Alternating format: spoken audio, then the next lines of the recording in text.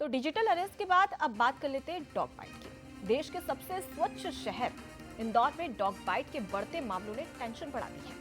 11 दिन में ही 1300 से ज्यादा डॉग बाइट के केस सामने आ चुके हैं। अक्टूबर में ये आंकड़ा 3000 के पार पहुंच गया। डॉग बाइट पर तमाम जो मामले हैं और उनकी संख्या में जो इजाफा हो रहा है, इसके पीछे क्या कारण है, ये जानने के लिए देखिए ये खास रिपोर्ट। इंदौरियंस के लिए इस बार भी ये सर्दी भारी पड़ सकती है।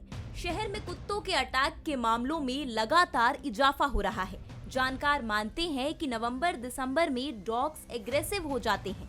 एक तो ठंड, ऊपर से खाना नहीं मिलने से ये लोगों पर हमला करने लगते हैं। इंदौर में इन दिनों स्ट्रीट डॉग लगातार चुनौती बने हुए हैं। डॉग बाइट के बढ़ते मामलों ने नगर निगम के दावों की पोल खोल दी है। आंकड़ों की बात करें तो 11 दिन में डॉग बाइट के 1300 से ज्यादा मामले सामने आ चुके हैं।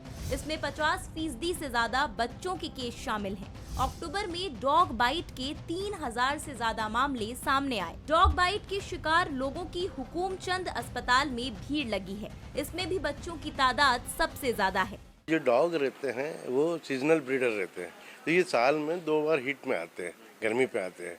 तो इनका नवंबर-दिसंबर सीजन रहता है, फिर मई-जून रहता है, बारिश के पहले, बारिश के आसपास।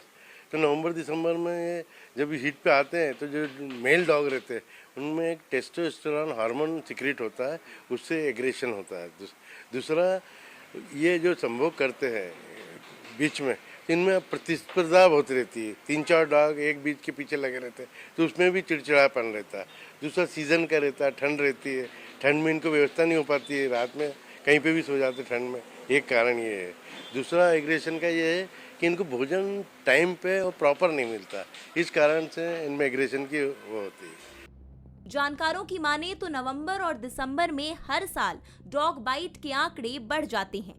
दिवाली के शोरगुल और धमाकों से डॉग्स इरिटेट हो जाते हैं, फिर ब्रीडिंग के वक्त ये अनजान लोगों पर हमला कर देते हैं।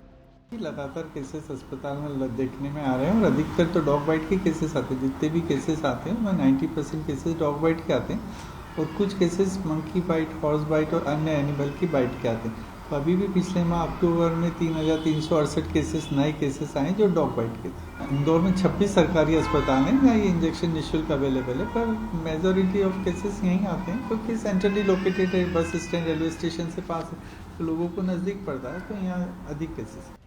डॉग बाइट के बढ़ते मामलों के बीच नगर निगम की मुहिम पर सवाल खड़े हो रहे हैं। नगर निगम ऐसे मामलों को रोकने के लिए ठोस कदम उठाने की बात कहता है, लेकिन नतीजा हमेशा शिफर ही रहा।